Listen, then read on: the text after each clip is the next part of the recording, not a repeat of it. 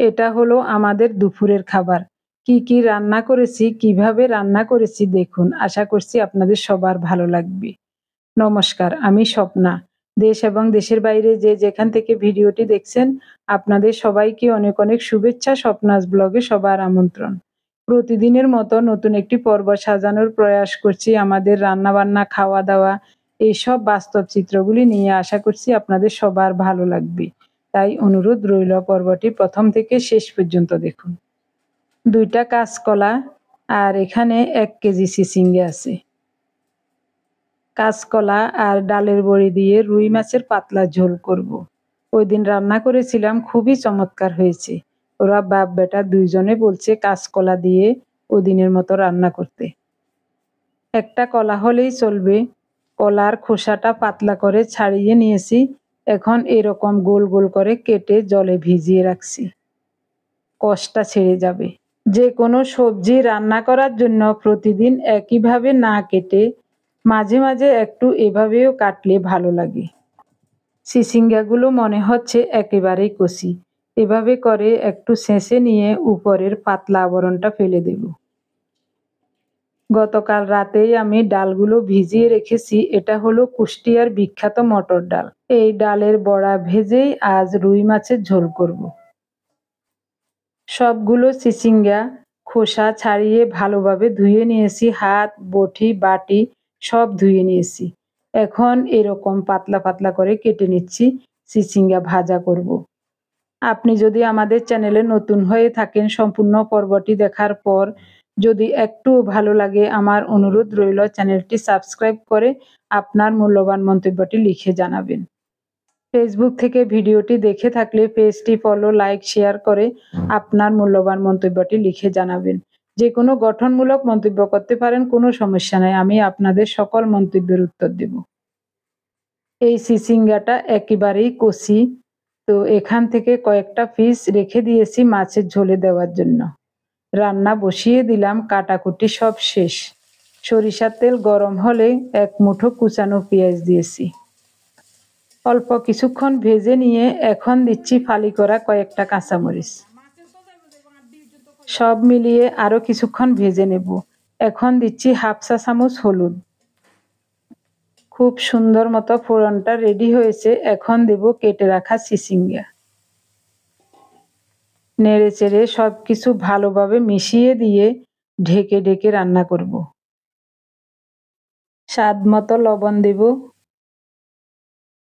চিচিঙ্গা কমে যাবে, তো বুঝে শুনে পরে যদি প্রয়োজন হয় আর একটু লবণ দেওয়া যাবে। ঢাকা দিয়ে কিছুক্ষণ রান্না করেছি। একটু নরম হয়ে আসছে আর সামান্য জলও বের হয়ে আসছে। আবারও ঢাকা দিয়ে রান্না হতে দিলাম। এই সুযোগে আমি জিরা, আদা আর কাঁচামরিচ বেটে নেব মাছের ঝোলের জন্য। মাঝে মাঝে চিচিঙ্গাটা একটু নেড়ে দেব, না হয় নিচ দিয়ে লেগে যাবে। এই মশলার সাথে যোগ করব দারুচিনি, এলাচ। 3টা এলাচ আর 3-4 টুকরো ছোট দারুচিনি দিয়েছি। একসাথে সব মিহি করে বেটে নেব। আমি যে প্রতিদিন মশলাগুলো পাটায় বাটি, এই জিনিসটা দেখে আপনাদের অনেকের কাছেই কষ্ট লাগে আমার জন্য। আসলে আমার তেমন কষ্ট হচ্ছে না। বিশ্বাস করুন, পাটা অনেক ধার, বেশিক্ষণ সময় লাগে না, খুব সহজেই বাটা হয়ে যায়। কিছুদিন আগে পাটা এমন ধার ছিল না, খন্ডি করে নেওয়াতে এখন পাটায় অনেক ধার। আর একটা বিশেষ কারণ হলো পাটায় বাটা মশলার রান্নার স্বাদই আলাদা। মশলা বাটা শেষে এখন মটর ডালগুলো বেটে নিচ্ছি। পরিষ্কার করে ধুয়ে নিয়েছি। ডালের সাথে কয়েকটা কাঁচামরিচও দিয়ে দিলাম। সব মিলিয়ে একেবারে মিহি করে বেটে নেব। আরও 1 বাটা দেব। মাঝে মাঝে ঢাকা উঠিয়ে চিচিঙ্গা নেড়ে চেড়ে দিয়েছিলাম। খুব সুন্দর মতো ভাজা হয়ে গেছে। এখন নামাবো। কড়াইটা পরিষ্কার করে আবারও বসালাম। সরিষার তেল গরম হলে রুই মাছের পিসগুলো ভেজে নেব। মাছে লবণ, হলুদ আর একটু গুঁড়ো মরিচ মাখিয়ে নিয়েছিলাম। এই বাটিতেই কাঁচকলাগুলো খুব সুন্দর মতো মাখিয়ে নিয়েছি লবণ, হলুদ, মরিচের সাথে। এখন মাছের সাথে ভেজে নেব একেবারে লাল লাল করে। মাছ যেরকম ভাজবো কলাগুলো ওই রকম ভাজবো।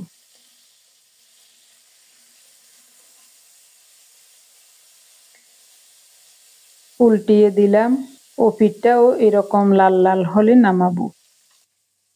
ডাল বাটাতে স্বাদ মতো লবণ আর অল্প একটু কালো জিরা দিয়েছি। কাঁচামরিচ তো ডালের সাথে বেটেই নিয়েছি, এখন ডালটাকে ভালোভাবে ফেটিয়ে নেব। তাহলে ডালের বড়াটা তেলে দেওয়ার সাথে সাথে ফুলে যাবে এবং ভিতরটা ফাঁপা থাকবে, খেতেও ভালো লাগবে। ফেনী থেকে আসার সময় আমরা যেখানে সরিষা ভাঙ্গাই ওই মিল থেকে সরিষার তেল কিনে নিয়ে আসছি। তো বড় জারে 5 লিটার করে করে রেখে দিয়েছি। এখন ছোট বোতলে ঢেলে নিচ্ছি রান্নার জন্য। মাঝে মাঝে এরকম তেল ঢালতে গেলে পড়েও যায়। তেলটার কালার দেখুন কত সুন্দর, একেবারে অর্গানিক সরিষার তেল। যদিও এটা কাঠের ঘানিতে ভাঙানো নয়, কাঠের ঘানিতে যেটা হয় ওটা হলো অর্গানিক, তারপরও মন্দের ভালো। এদিকে মাছ আর কাঁচকলা লাল লাল করে ভাজা হয়ে গেছে, উঠিয়ে নিলাম। কড়াইতে অল্প করে সরিষার তেল দিলাম, কালো জিরা ফোড়নে দিচ্ছি, সাথে 2টা কাঁচামরিচ ভেঙে দিলাম। এখন বেটে রাখা মশলাগুলো দেব।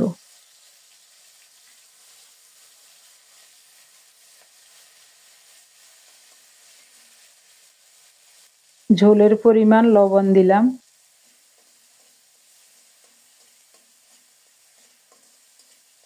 কিছুক্ষণ ভেজে নিয়ে এখন দেব 1/2 চা চামচ হলুদ গুঁড়ো। কিছুক্ষণ আগে ডিপ ফ্রিজ থেকে একটা টমেটো নামিয়ে ছেঁচে রেখেছিলাম, ওটা দিয়ে দিলাম। এদিকে মশলা কষানো হোক, ওই চুলায় আমি ডালের বড়াগুলো ভেজে নেব। তেল গরম হলে বড়াগুলো দিয়ে দিলাম। তেলে পড়ার সাথে সাথে বড়াগুলো ফুলে উঠছে। কাঁচামরিচগুলোতে ঝাল কম, তাই 1/2 চা চামচ গুঁড়ো মরিচ দেব। কচি দেখে কয়েক পিস চিচিঙ্গা রেখেছিলাম, এখন দিয়ে দিলাম। মশলার সাথে ভালো করে চিচিঙ্গাগুলো কষিয়ে নেব। ওদিকে জল ফুটতে বসিয়ে দিয়েছি, খুব সুন্দর মতো ভাজা হয়ে গেছে। এখন ফোটানো গরম জল দেব।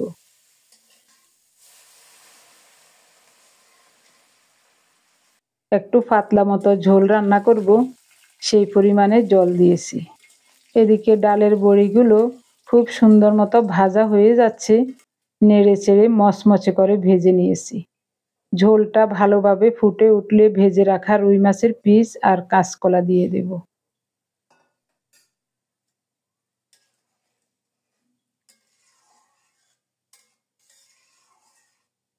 এবার ঢাকা দিয়ে 2-1 মিনিট রান্না করব। 2-1 মিনিট পর ঢাকা উঠিয়ে দেখছি রান্নাটা দেখতে বেশ ভালো লাগছে। এখন নামানোর আগে দেব ডালের বড়ি। ডালের বড়ি দিয়ে বেশিক্ষণ রান্না করব না, একটু ঝোল রেখেছি, তবে ডালের বড়িতে ঝোল অনেকটাই টেনে যাবে। হয়ে গেল চমৎকার স্বাদে কাঁচকলা, ডালের বড়ি আর চিচিঙ্গা দিয়ে রুই মাছের পাতলা ঝোল। পার্থর জন্য একটু বেড়ে নিচ্ছি। গত 2-3 দিন আগে এরকম একটা তরকারি রান্না করেছিলাম, খুবই খুবই চমৎকার হয়েছিল। তো ওরা বাপ বেটা বলছিল আবার এইভাবে রান্না করতে। তো আজ একটু অন্যভাবে রান্না করলাম। গতদিন দিয়েছি ছোলার ডালের বড়ি, আজ দিয়েছি কুষ্টিয়ার বিখ্যাত মটর ডালের বড়ি, সাথে কয়েক পিস চিচিঙ্গাও দিয়েছি। মনে হচ্ছে রান্নাটা আজও খুবই চমৎকার হবে। আপনাদের কাছে দেখতে কেমন লাগছে কমেন্টস করে জানাতে কিন্তু ভুলবেন না। সাথে চিচিঙ্গা ভাজাটাও দেখতে খুবই ভালো লাগছে। এভাবে চিচিঙ্গা ভাজা করে রুটি দিয়েও খাওয়া যায়, ভাতের সাথেও খাওয়া যায়। আগে আমরা যখন রুটি খেতাম তখন এভাবে চিচিঙ্গা ভাজা, পটল ভাজা করে কত খেয়েছি। এখন তো রুটি খাই না, সকালের খাওয়াও বাদ। এখন দিনের 12টা বাজে। আমাদের দুজনের জন্য কয়েকটা খোলাজা পিঠা বানাবো। রাতে 1 পট আতপ চাউল ভিজিয়ে রেখেছিলাম, এখন একটা হাঁসের ডিম দিয়ে সাথে স্বাদমতো একটু লবণ দিয়ে ব্লেন্ডারে সুন্দর একটা পাতলা মতো ব্যাটার তৈরি করে নিয়েছি। এটা দিয়েই খোলাজা পিঠা বানাচ্ছি। কয়েক মুহূর্তেই পিঠা হয়ে গেল।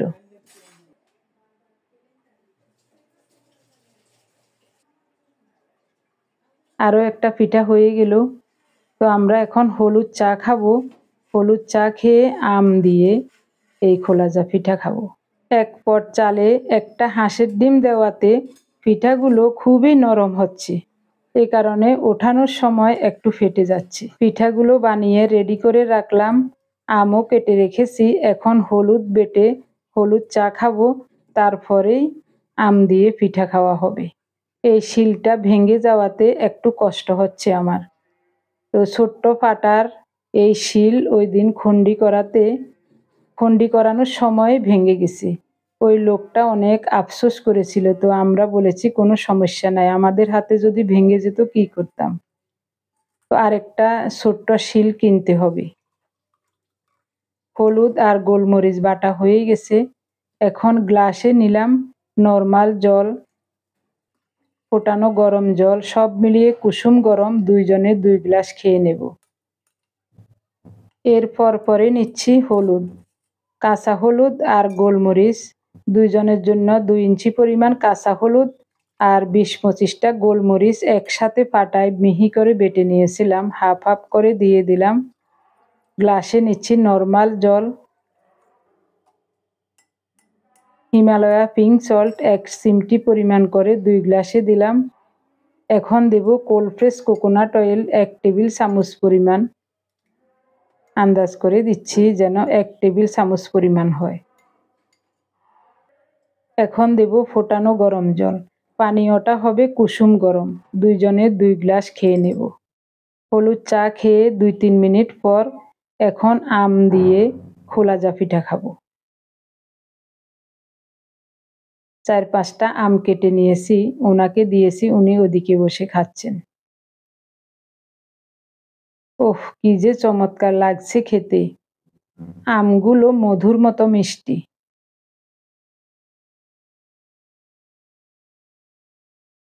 আগে এরকম আম দিয়ে রুটি খেতাম সকালবেলায়।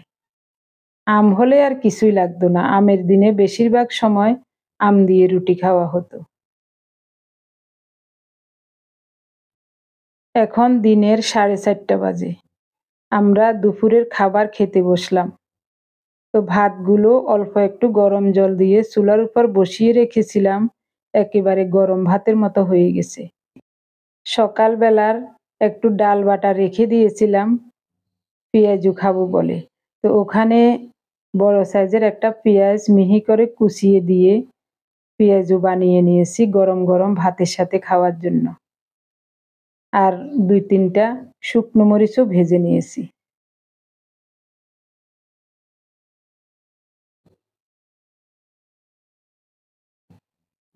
চিচিঙ্গা ভাজা। রাতে তো আর খাওয়া হবে না, পার্থর জন্য অল্প একটু রেখে সব নিয়ে নিলাম। একটু মাখানো ডাল রেখে দিয়েছি, রাতে খাওয়ার সময় পার্থকে কয়েকটা পেঁয়াজু গরম গরম ভেজে দেব। ডালের বড়া কেমন লাগছে? ভাজিও ভালো হয়েছে। অনেকদিন পর এইরকম ভাজা করলাম।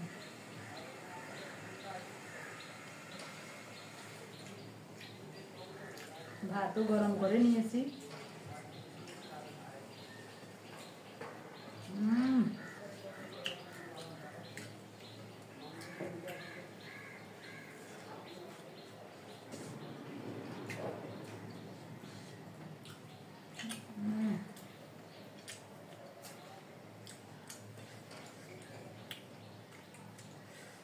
এই কারণে তো পার্থ খাইছি। পার্থর সকালবেলা দিছিলাম, খাইছি।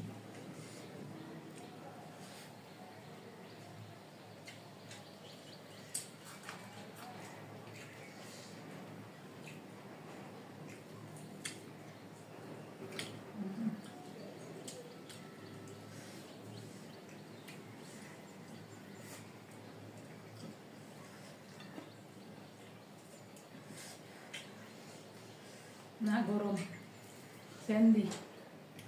ফ্যান না হলে থাকা যান না, সাংঘাতিক গরম।